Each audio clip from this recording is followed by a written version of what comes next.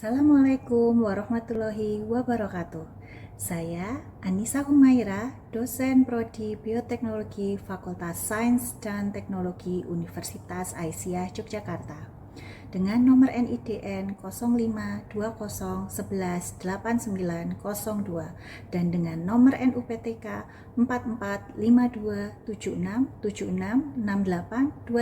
4452767668230303. Pada kesempatan kali ini, saya akan menjelaskan rencana pembelajaran semester atau RPS untuk memenuhi penilaian pernyataan diri dosen dalam unjuk kerja Tridharma Perguruan Tinggi atau PDD UKT DPT, bidang pengajaran dalam bentuk video, dalam mata kuliah mikrobiologi. Mata kuliah mikrobiologi adalah mata kuliah wajib bagi mahasiswa Prodi Bioteknologi pada semester 1. Kode mata kuliah mikrobiologi yaitu BTK 1004. Besaran SKS mata kuliah mikrobiologi sebesar 3 SKS, yaitu 2 SKS teori dan 1 SKS praktikum. Berikut adalah rencana pembelajaran semester atau RPS dari mata kuliah mikrobiologi dengan kode BTK 1004. Pada mata kuliah ini terdiri dari tim teaching sebagai penanggung jawab saya, Anissa Humaira, dan anggota tim teaching Ibu Wiwit Probowati. RPS ini diaplikasikan pada semester gasal tahun akademik 2024-2025. Mata kuliah mikrobiologi terdiri dari 3 SKS, yaitu 2 SKS teori dan 1 SKS praktikum. Deskripsi pada mata kuliah ini, mahasiswa belajar tentang struktur sel mikrobia, fungsi sel mikrobia, klasifikasi mikrobia termasuk pada prokariot eukariot, kebutuhan nutrisi mikrobia, pertumbuhan populasi mikrobia, metabolisme mikrobia, dan keterlibatan mikrobia dalam siklus nutrisi di alam. CPL dari mata kuliah ini terdapat 3 CPL, yaitu Bio 3, Bio 4, dan Bio 10. Pada Bio 3, mahasiswa diminta dapat bertanggung jawab dalam penerapan prinsip halal di bidang bioteknologi pertanian dan bioteknologi mikroorganisme dengan menginternalisasi beberapa norma termasuk sikap kritis, konstruktif, dan lain sebagainya. Pada Bio 4, mahasiswa diminta untuk menguasai konsep teoritis termasuk di dalamnya yaitu konsep teoritis mikrobiologi. Pada Bio 10, mahasiswa diminta dapat mengidentifikasi dan memecahkan permasalahan melalui aplikasi pada bidang bioteknologi mikroorganisme berdasarkan prinsip Islam berkemajuan. Pada mata kuliah ini terdiri dari 3 CPMK, yaitu CPMK 1 menjelaskan struktur sel mikrobia dilingkupi oleh Bio 3, menjelaskan klasifikasi dan pertumbuhan mikrobia dilingkupi Bio 4, dan yang terakhir CPMK 3 mendeskripsikan genetika dan metabolisme mikrobia dilingkupi Bio 10. Dari 3 CPMK tersebut diturunkan menjadi 6 sub CPMK, di mana sub CPMK 1 dilingkupi CPMK 1, sub CPMK 2 dan 3 dilingkupi CPMK 2, dan sub CPMK 4, 5, dan 6 dilingkupi CPMK 3. Berikut adalah metode penilaian atau assessment dan keselarasan dengan CPMK. CPMK 1, penilaian dilihat dari tugas, kuis, praktikum, dan ujian tengah semester dengan bobot sebesar 28%. CPMK 2 dinilai melalui tugas, kuis, praktikum, ujian tengah semester, dan ujian akhir semester dengan besar 40%. CPMK 3 dinilai dari tugas, kuis, praktikum, dan ujian akhir semester dengan bobot sebesar 32%. Praktikum merupakan aktivitas partisipasif yang dilakukan sebanyak 8 kali pertemuan dalam satu semester, sedangkan tugas diberikan minimal 1 tugas pada tiap CPMK. Kuis digunakan untuk menilai tingkat pemahaman mahasiswa pada setiap pertemuan apabila dibutuhkan. Kemudian UTS dan UAS dilaksanakan pada minggu ke-8 dan minggu ke-16 dengan soal berupa multiple choice question dan esai. Berikut adalah daftar sumber belajar dan referensi yang perlu digunakan oleh mahasiswa pada sumber bacaan utama dan tambahan berupa buku yang dapat diakses melalui e-book maupun kampus bisa memberikan e-booknya. Kemudian untuk keluaran penelitian dan PKM dosen, di dalam sini saya memasukkan 3 artikel ilmiah saya, yaitu pada nomor 4, 5, dan 6. Pada nomor 4, saya memasukkan penelitian saya yang berjudul Perhitungan Bakteri Coliform pada limbah cair outlet dan inlet untuk mengetahui pengaruh pengolahan limbah cair terhadap pencemaran lingkungan. Pada nomor 5, saya memasukkan artikel penelitian saya yang berjudul Optimizing Amount and Identification of Yeast in Sala Yeast Water, Salaka Edulis Renowisi Pondo. Dan pada referensi ke-6, saya memasukkan artikel publikasi pengabdian kepada masyarakat saya yang berjudul Pelatihan Pembuatan Air Ragi Salak, Salaka, Zalaka, dan Roti di Desa Wisata Ledok Nongko. Berikut adalah peta capaian pembelajaran mata kuliah. Sub CPMK 1 dilakukan pada minggu ke-1 sampai ke-3. Sub CPMK 2 dilakukan pada minggu ke-4 sampai ke-7. Setelahnya, mahasiswa menjalani ujian tengah semester pada minggu ke-8. Sub CPMK 3 dilakukan pada minggu ke-9 sampai 10. Sub CPMK 4 dilakukan pada minggu ke-11. Sub CPMK 5 dilakukan pada minggu ke-12 dan sub CPMK 6 dilakukan pada minggu ke-13 sampai 15. Pada minggu ke-16, mahasiswa akan melaksanakan ujian akhir semester. Pada mata kuliah mikrobiologi, dilakukan 14 kali pertemuan, yaitu 7 sebelum UTS dan 7 sebelum UAS. Pada pertemuan 1-7, materinya berupa kontrak perkuliahan dan pendahuluan, sejarah mikrobiologi, struktur dan fungsi sel mikrobia, taksonomi mikrobia, penggolongan prokariot, penggolongan eukariot, dan aplikasi prokariot dan eukariot dalam kehidupan.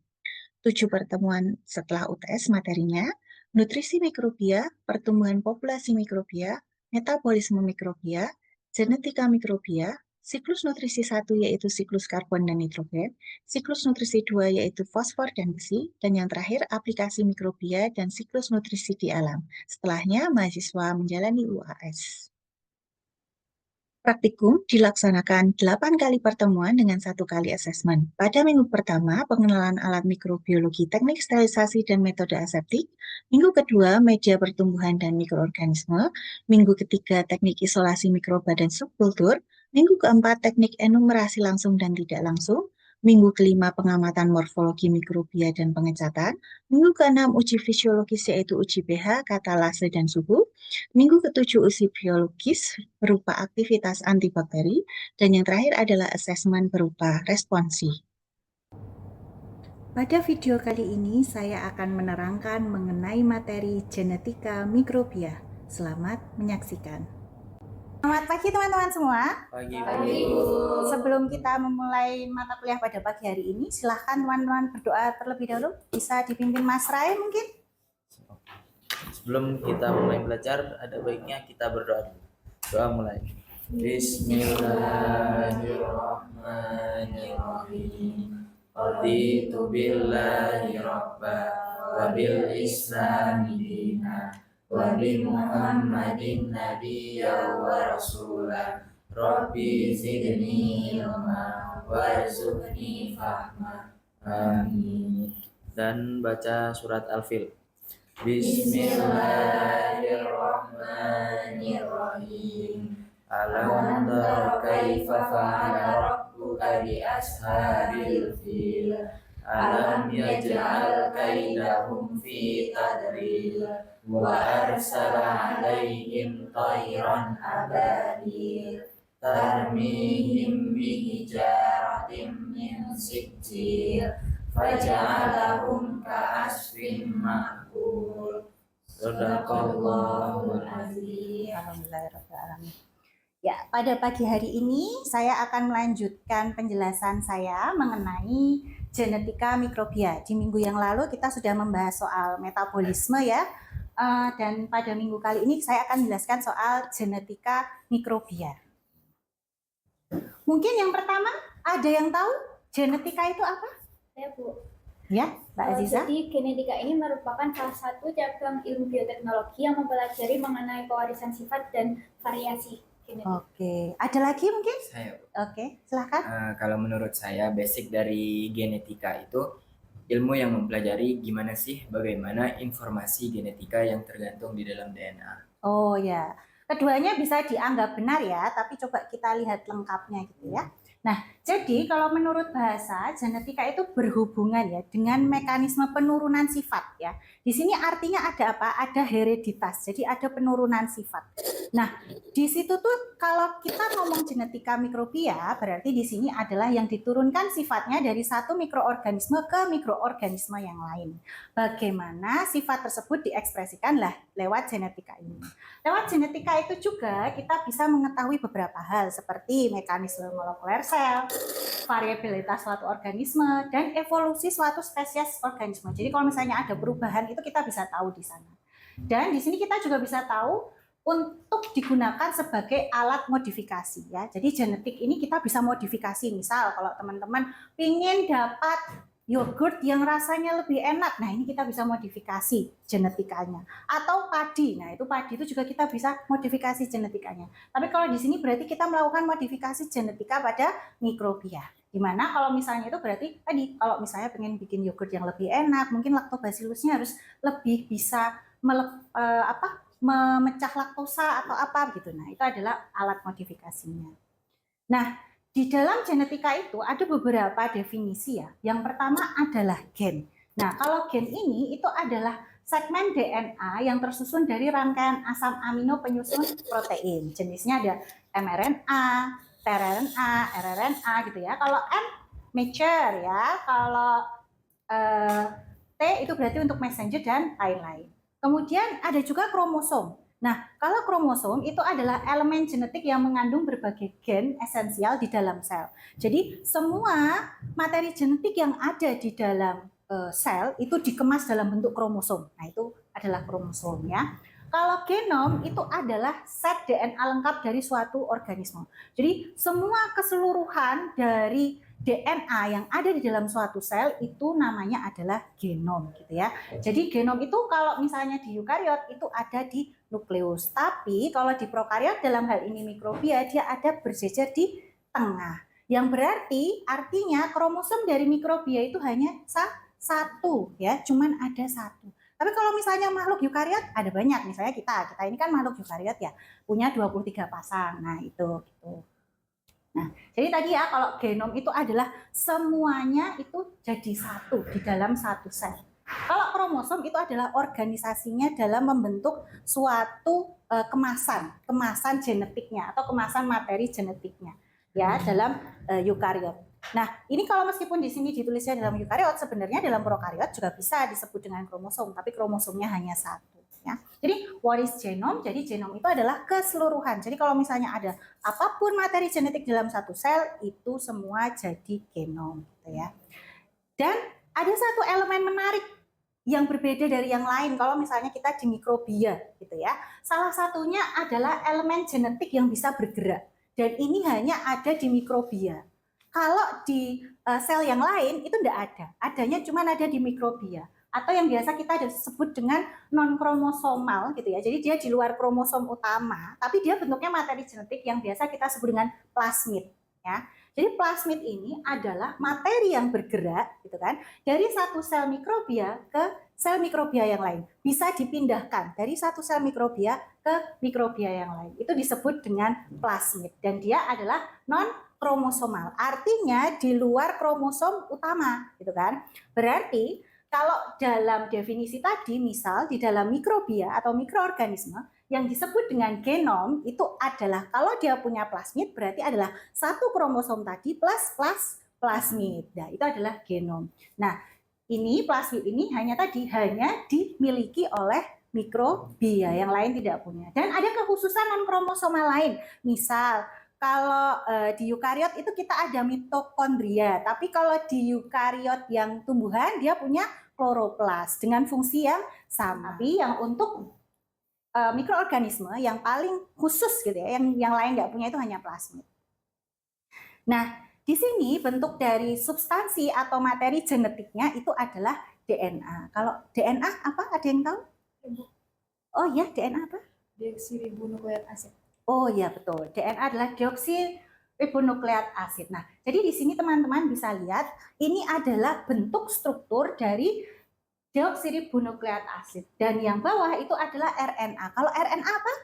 Saya Bu. Oh iya. RNA adalah asam ribonukleat, yaitu molekul polimer yang berperan dalam berbagai peran biologis seperti mengkode, dekode, regulasi, dan ekspresi gen. Iya. Nah, jadi DNA dan RNA itu adalah bentuk dari materi genetik ya, cuman strukturnya memang cukup berbeda. Kalau DNA itu pakai gulanya deoksiribos, kalau RNA ribosa ya. Begitu juga berbeda dengan basa nitrogennya. Kalau DNA itu isinya adalah sitosin, guanin, adenin, dan timin, sementara kalau RNA sitosin, guanin, adenin, dan urasil. Ya, itu adalah materi genetik utamanya adalah DNA gitu ya. Nah, ini tadi adalah penjelasannya ya dari asam nukleat tadi ya. Gen tersusun dari segmen-segmen DNA. Jadi kalau DNA nyambung itu jadi gen gitu ya. Nah, deoksiribonukleat asid adalah asam deoksiribosat berperan dalam pewarisan informasi sel. Jadi dia mewariskan selnya informasi genetik itu dari DNA.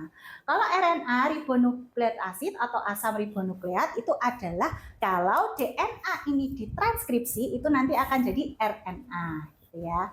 Nah, kalau disebut dengan monomer asam nukleat tunggal adalah nukleotida tadi, bahasa nukleotida. Nah, ini adalah beda ya, perbedaan antara sel prokariot dan eukariot. Nah, kalau sel prokariot itu nanti DNA hanya akan berjajar pada bagian tengah sini. Ya, akan berjajar pada bagian tengah sini. Maka disebut dengan satu kromosom. Tapi kalau eukariot itu nanti dia akan memiliki kromosom dan jumlahnya ada beberapa di dalam nukleus ya, di dalam nukleus ini. Jadi kalau nukleus itu di eukariot dia posisinya di sebelah tengah, di senternya gitu ya. Kalau ini juga center disebut dengan nukleoid gitu ya. Nukleoid, kalau ini nukleus. Jadi kalau di eukariot itu punya nukleus, kalau di prokariot punya nukleoid ya. Dan mikroorganisme masuk ke kelompok prokaryot ya. Jadi makanya ketika kita membicarakan genetika mikrobia, kita lebih membicarakan yang sebelah sini. Tapi tidak menutup kemungkinan bahwa mikrobia itu juga ada yang eukariot. Salah satunya adalah yeast ya. Yeast itu masuk ke kelompok eukariot. Dia mikroorganisme juga, kayak jamur itu juga eukariot ya. Dia masuk ke kelompok eukariot juga gitu ya, meskipun bentuknya mikroorganisme. Jadi masuk ke kelompok ini. Nah, ini tadi adalah penjelasan lebih lengkapnya untuk struktur DNA ya. Jadi ini adalah kalau adenin itu berpasangan dengan timin, kalau sitosin itu berpasangan dengan guanin gitu ya. Dan ini adalah bentuknya, ada backbone-nya berupa fosfat. Kemudian kalau misalnya ya kita pengen tahu ukuran suatu materi genetik gitu ya. Nah, ini bisa dicontohkan, bisa kita baca kalau E. coli itu punya 4.600 kbp. 4.600 kbp itu apa? 4.600 kilobase pair. Itu artinya panjang dari materi genetik DNA dari E. coli adalah 4.600 kilobase pair dan disebut dengan tadi satu kromosom gitu. Ini adalah struktur RNA-nya ya. Kalau RNA itu adenin dengan urasil, sitosin dengan guanin. Tipe RNA ada 3. Transfer RNA, ribosomal RNA, dan messenger RNA. Nah, DNA tadi itu dia tuh sebenarnya berlaku apa gitu ya? Kenapa kok harus ada DNA? Nah, DNA itu berlakunya itu adalah dia mengalirkan aliran informasi gitu ya. Aliran informasi di dalam sentral dogma biologi. Di mana DNA nanti akan ditranskripsi menjadi RNA dan RNA akan ditranslasi menjadi protein, di mana hasil akhirnya adalah protein ya. Jadi dari keseluruhan itu panjang-panjang itu nanti hasilnya adalah protein setelah ditranskripsi dan ditranslasi ya. Jadi kalau untuk lengkapnya dogma sentral itu seperti ini. DNA itu bisa direplikasi, artinya DNA bisa dikopi ya, bisa dikopi. Jadi bisa dikopi jadi 2 gitu ya. Kalau misalnya kita akan menurunkan suatu materi genetik ini ke sel yang baru, berarti harus dikopi dan itu lewat replikasi. mutasi. Nah, untuk transkripsi itu berarti mengubah DNA menjadi RNA dan translasi mengubah RNA menjadi protein, di mana translasi ini menggunakan bantuan ribosom. Ya, gitu. Mungkin dari sini ada yang mau bertanya? Oh iya, silahkan. Ibu boleh dijelasin lagi terkait materi genetik yang eukariot sama prokariot? Oh iya, oke. Saya ulangi ya. Jadi, kalau prokariot dan eukariot itu memiliki perbedaan ya Mbak Rini ya. Jadi, kalau misalnya prokariot itu dia hanya ada di bagian tengah sini yang disebut dengan nukleoid. Dan ini isinya adalah DNA ya. Dan dihitungnya satu kromosom. Ya. Kalau eukariot itu dia punya nukleus, di mana di dalam nukleus ini memiliki beberapa kromosom gitu ya. Contohnya kayak kita punya 23 pasang kromosom dan ada di bagian tengah sini. Dan kalau misalnya eukariot itu memang dia punya organel-organel yang lebih banyak ya. Nah, kalau ini dia memang hanya kelihatannya nukleoid materi genetik di bagian tengah sebelah sini. Tapi tadi jangan lupa ya bahwa yang namanya prokariot tidak hanya punya materi genetik yang di bagian tengah, ada yang mobile namanya plasmid. Ya, gitu. Sudah jelas Mbak Rini? Sudah Ibu. Oke. Saya lanjutkan kalau sudah jelas. Nah, ini adalah salah satu contoh dari publikasi saya gitu ya, penelitian saya gitu ya.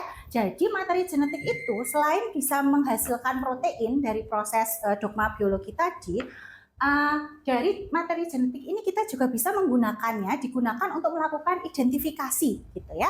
Nah, ini salah satu contoh saya adalah melakukan identifikasi terhadap ragi atau yeast ya. Ini mikroorganisme ya, yeast ini ya. Nah, dari yeast ini saya pengen tahu ini yeastnya ini spesiesnya apa. Nah, maka dari itu saya melakukan identifikasi terhadap gen NL1 dan NL4 gitu. Nah, dari situ kita akan melakukan ELVO untuk melakukan PCR untuk memperbanyak materi genetiknya. Kemudian kita ELVO gitu ya untuk mendapatkan kejelasan bahwa di situ memang ada materi genetik. Kemudian kita lakukan proses bioinformatika melalui sequencing dan kemudian dimasukkan ke NCBI gitu ya. Dan akhirnya nanti akan mendapatkan spesies yang ingin kita ketahui gitu ya. Jadi tadi kalau misalnya kita berpikir, oh materi genetik itu cuma bisa lewat dogma biologi untuk jadi protein, enggak ya. Tadi di awal juga sudah disebutkan bahwa bisa untuk modifikasi gitu ya, dan termasuk bisa juga untuk melakukan identifikasi ya.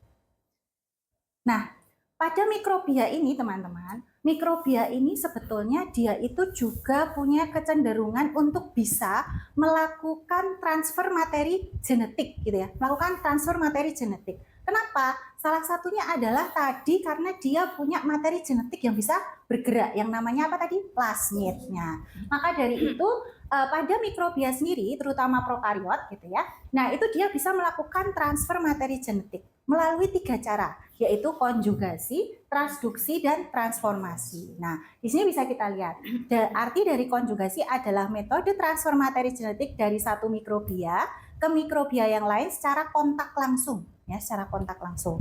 Nanti kita lihat di halaman selanjutnya bagaimana yang disebut dengan kontak langsung itu ya. Kemudian kalau transduksi itu adalah proses transfer gen melalui bakteriofag. Ya, melalui bakteriofag. Nah, jadi kalau transduksi ini harus ada fasilitas bakteriofagnya.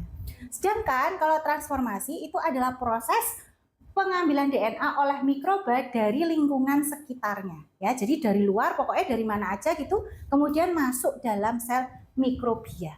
Oke, sekarang kita lihat ya yang untuk konjugasi. Nah, kalau untuk konjugasi ini biasanya lebih sering dilakukan oleh E. coli. Sejauh ini penelitian lebih sering menemukan pada E. coli. Jadi ada mikrobia yang ditandai dengan disebut dengan F+, ya nih ya, disebut dengan F+ dan F-. Mungkin kalau di dalam kita itu ada jantan dan betina gitu. Tapi ini hanya tanda saja, sebenarnya mereka tidak punya kelamin gitu ya. Yang dimana artinya F+ ini sebagai pendonor ya, sebagai pendonor atau yang memberikan materi genetiknya terhadap F- ya. Jadi nanti mereka akan memiliki pilus F+ ini ya. F+ ini akan memiliki pilus, di mana pilus ini akan menusuk atau masuk ke dalam pori-pori F- ya. Nah, nanti dari pilus itu maka nanti akan terbuatlah jembatan, terbuka jembatan, dan dari jembatan itu akan tertransferkan materi genetik dari F+ ke F-. Nah, nanti akhirnya akan menjadi new donor atau pendonor yang baru. Nah, itu nanti dia bisa memberikan lagi ke F- yang lain gitu ya. Jadi itu adalah konjugasi. Nah, kalau transduksi itu kita mau nggak mau harus difasilitasi oleh yang namanya bakteriofa. Bakteriofa itu adalah sebenarnya virus ya. Bakteriofa itu adalah sebenarnya virus. Nah, virus ini itu tuh dia memang hanya bisa menginfeksi bakteri gitu ya. Makanya namanya adalah bakteriofa. Nah, yang digambar ini itu adalah bakteriofa major T4-va. Jadi dia adalah va namanya T4-va. Jadi bakteriofa T4 gitu ya. Nah, kalau yang T4 ini memang bentuknya secara keseluruhan dia punya kepala gitu ya, head, kemudian dia punya tail, punya base plate dan yang lain-lain. Nah, nanti dia akan menempel pada bakteri yang berkesesuaian ya, misalnya E. coli atau apa. Nah, nanti di bagian kepala sebelah sini itu dia membawa package DNA ya, dia membawa package DNA, materi genetik.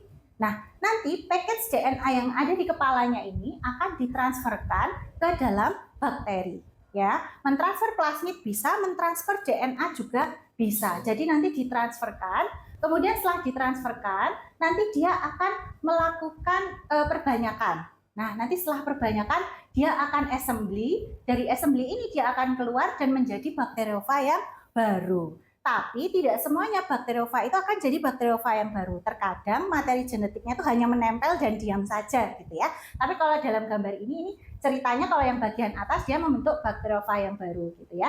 Nah, kalau yang bagian bawah itu cuma nempel ya. Ya, nah ini cuma nempel. Jadi kalau ini dia transfer, terus habis itu nempel di dalam DNA-nya bakteri gitu. Nah ya, jadi kalau yang atas itu dia assembly, kemudian jadi bakteriofa baru, tapi kalau yang bawah itu dia cuma nempelin aja materi genetiknya. Nah, yang satu lagi itu disebut dengan transformasi. Nah, kalau transformasi itu dia bisa dapat dari lingkungannya. Jadi misalnya dia ada di sebuah media atau di kolam gitu ya, misalnya bakterinya itu ada di kolam gitu ya. Terus ada plasmid nih, ada plasmid yang dia bergerak bebas di lingkungan itu. Nah, nanti plasmidnya itu bisa masuk ke dalam si bakterinya melalui transformasi ini. Tapi memang transformasi ini hanya bisa dilakukan pada bakteri yang memiliki ini, sel kompeten.